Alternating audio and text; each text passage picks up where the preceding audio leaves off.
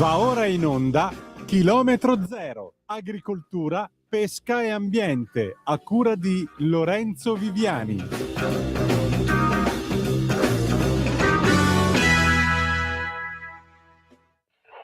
is the Central Scrutinizer.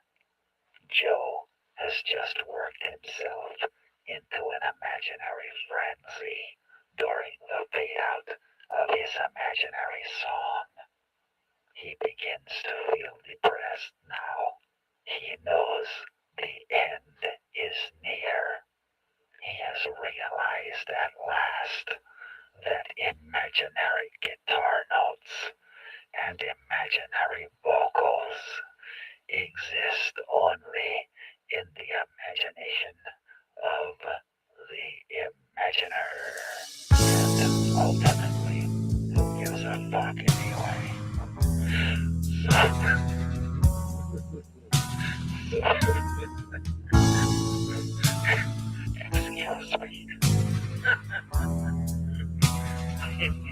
So, who gives a fuck anyway? So he goes back to his unpaid home and quietly dreams his last imaginary guitar solo.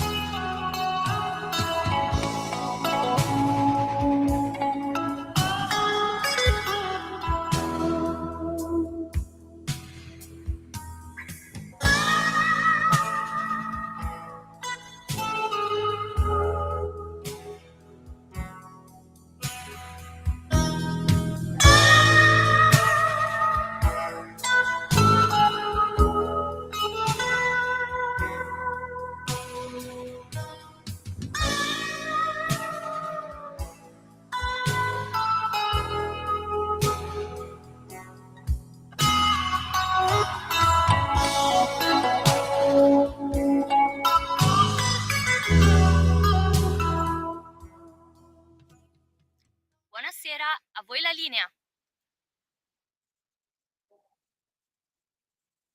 Lorenzo, sei muto? Hello? Oh, scusatemi. Stavo ascoltando questo pezzo, secondo me molto, molto tenero, triste, malinconico, ma anche, insomma, orgoglioso nelle sue note, nella sua carica. Poi va in un crescendo, ma non c'era tempo per ascoltarlo tutto. Era Watermelon Yesterday di Frank Zappa dall'album Just Garage, uno dei più famosi album di Frank Zappa. E oggi naturalmente do un saluto a Natalia in regia e un ben ritrovato a tutti gli ascoltatori. Anche la nostra trasmissione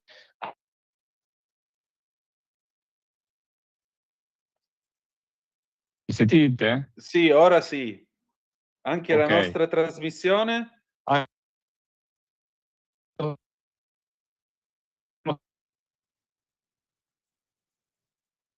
No, non ci siamo proprio.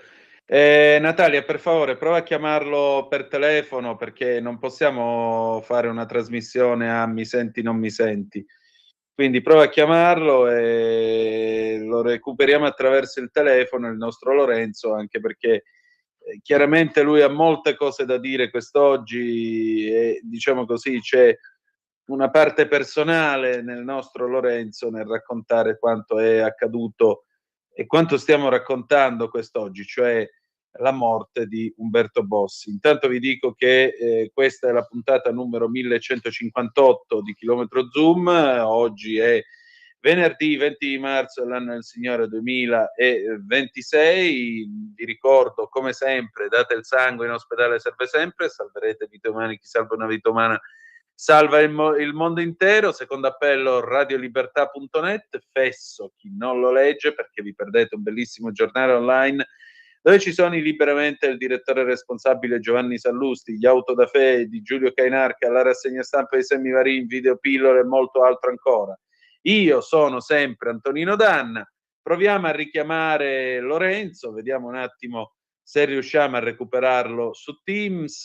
Lo aggiungi tu o lo aggiungo io, Natalia? Vedi un po' tu, perché Lorenzo è in giro per lavoro, non è certo per divertirsi, e di conseguenza anche le connessioni, come vedete, ogni tanto ballano. Ci sei? Oggi piange anche wifi, piange anche la rete wifi. No, ero rimasto sul fatto che abbiamo scelto anche questo pezzo malinconico del nostro Di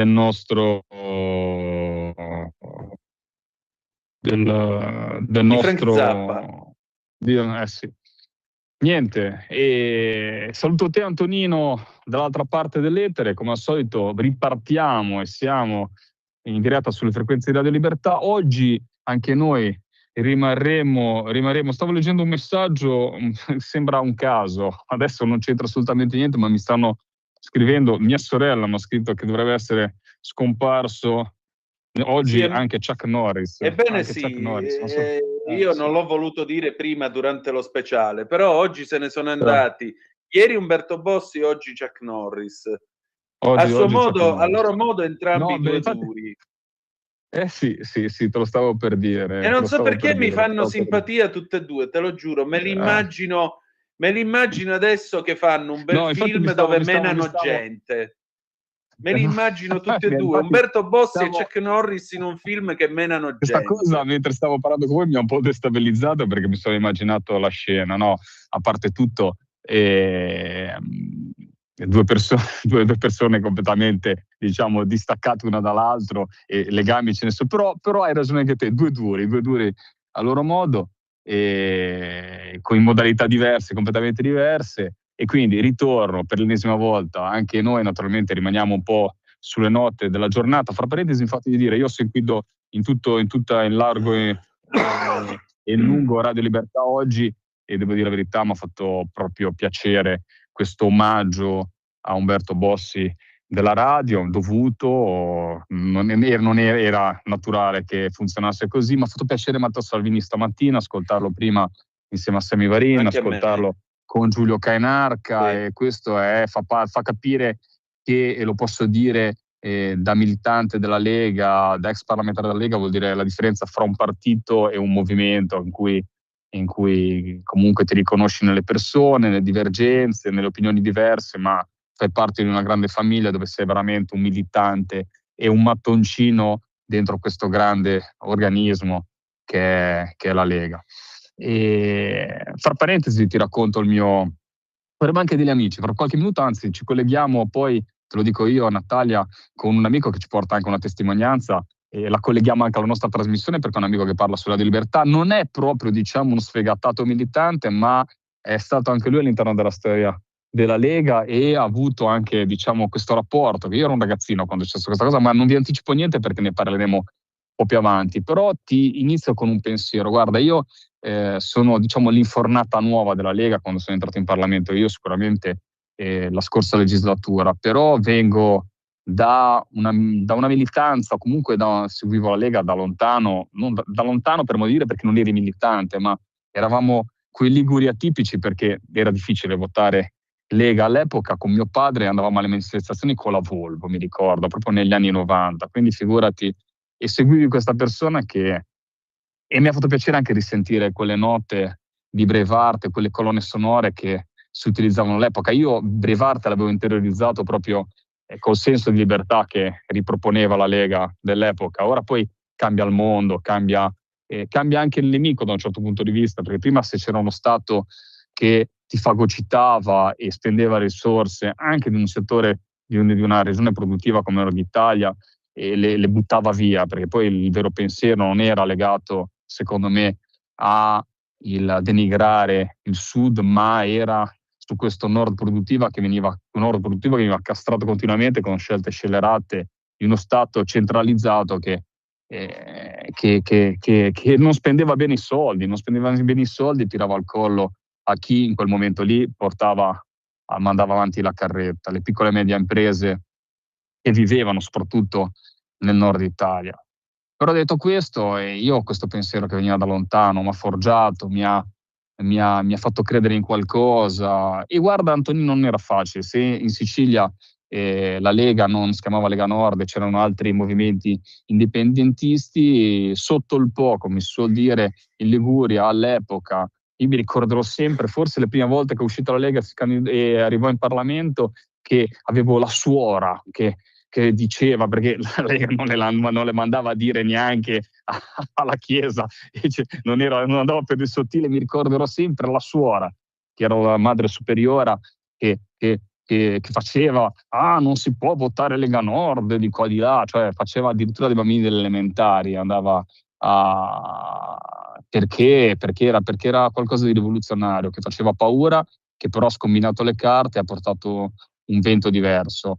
E quindi io veramente gli devo tanto alla mia famiglia, devo tanto a mio padre, che, fra parentesi, e ti racconto l'ultima cosa, Sì. l'approccio, devi pensare, una famiglia un po' strampalata, la mia no, perché è legata a mia madre, naturalmente insegnante, che ha studiato lettere proprio negli anni, nel 68, quindi negli anni caldi della lotta politica, quindi diciamo in cui lei era aggiornata sulla politica e tutto, e poi invece l'approccio sulla Lega da imprenditore, da persona che lavorava, da persona che vedeva l'Italia e vedeva le differenze dell'Italia con la Cassa del Mezzogiorno, che sperperava soldi in maniera indiscriminata e non aiutava in realtà come doveva fare a migliorare il tessuto imprenditoriale del Sud. E mio padre, che girava da pescatore, che si convince delle idee della Lega. E fra parentesi, la cosa bellissima, che ti manderò una foto del sole delle Alpi sulla prua del peschereccio, fra parentesi, amando la Sicilia, lavorando con la Sicilia, avendo un equipaggio siciliano che ho sempre considerato una famiglia e considero ancora adesso la famiglia. Quindi era questo forse il vero spirito, e tante volte veniva portato sicuramente con dei toni forti che venivano usati un po' da tutti, dallo stesso Umberto Bossi, però secondo me era il vero spirito, era quello lì. Ci ha fatto innamorare dei nostri territori, ci ha dato un'identità, ci ha fatto adesso cose che diamo per scontate, come il federalismo, come l'autonomia delle regioni, come le competenze regionali, che sono sicuramente più elevate adesso rispetto a quelle di una volta, e il fatto di amare la propria terra, di dire certe cose sul dialetto, erano in controtendenza, sembrano stupidaggini, i tempi cambiano, adesso alcune cose ci sembrano, invece ci ha fatto innamorare, ci ha dato una cosa che rimane sempre, secondo me, importantissima per un partito come la Lega: il fatto di essere sul territorio, di essere un sindacato, di essere accanto alle persone. E questo spero che ce l'abbiano tutti i politici, anche odierni, che ci rappresenta in Parlamento, che ci rappresenta proprio il fatto di essere un sindacato del territorio, di essere a fianco ai cittadini, ed è la cosa più bella di tutte. E ce l'ha insegnato naturalmente tutto questo, ce l'ha portato avanti Matteo Salvini, camminando in mezzo alle piazze, facendo un comizio, 20.000 comizi al giorno, ma è arrivato sicuramente da lui, da Umberto Bossi.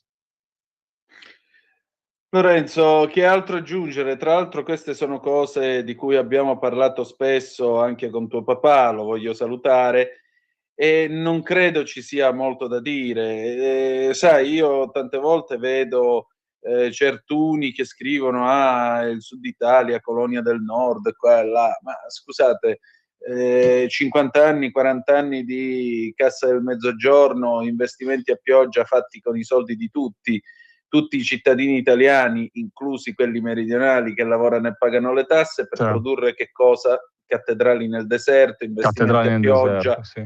E il nulla sostanzialmente. Qualcosa dovrà... Poi cambiano i tempi, cambiano. Adesso poi Esatto. Natalia, quando poi o lo sentiamo la seconda parte della trasmissione. Ok, allora proviamo a sentirlo nella seconda parte della trasmissione, e poi naturalmente io aprire le linee, perché è una giornata, secondo me, in cui dobbiamo far parlare i nostri ascoltatori. Possiamo aprire le linee, perché poi ti ricordo che alle 18:20 c'è Zaia. Ok, perfetto. Allora magari vediamo un attimo quando riusciamo a riprendere il nostro Alessandro, se me lo racconteremo più avanti, e se non, se me lo riprendiamo qualche minuto proprio dopo il nostro direttore responsabile alle 18 e il tema era proprio questo, il fatto di... Poi era anche visionario nelle sue... Cioè, pensa un po' al tema dei dazi, pensa un po' quando ci fu un momento in cui Bossi, soprattutto in virtù di tutto quello che stava succedendo, disse ma apriamo a tutti i mercati in maniera indiscriminata, fermi un attimo, e gli diedero dell'ubriacone, perché era la globalizzazione era quella che avrebbe fatto diventare tutti ricchi, no? Invece abbiamo visto come avevamo impoverito il nostro tessuto imprenditoriale, produttivo, e come ha avuto, diciamo, questa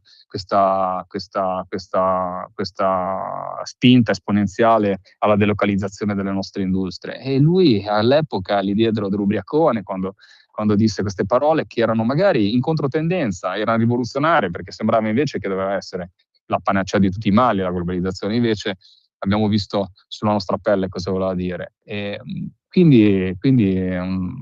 E poi questo tema del, come dicevi te, di questo paese, cattedrale nel deserto, figurati in mare, solo in mare potevi vedere 1/100 di quello che veniva buttato via, quanti soldi ho visto di imbarcazioni sperperati, fatti come un rubinetto che poteva far crescere sicuramente e nutrire, diciamo, una parte del paese che aveva bisogno sicuramente di uno slancio da quel punto di vista, invece diciamo, è stato aperto nel deserto. E allora, Cappelli, scusami, Cappelli lo possiamo chiamare tranquillamente alle 18:20, perché ahimè non riusciremo a metterci in comunicazione con il presidente Zaia. Spiace molto anche a me. Spiace anche a me, perché sicuramente la voce di Zaia anche in questo momento era importante. Ascoltiamo se c'è qualche telefonata negli ultimi 5 minuti. Chi vuole intervenire è sempre il benvenuto in questo momento, in questa giornata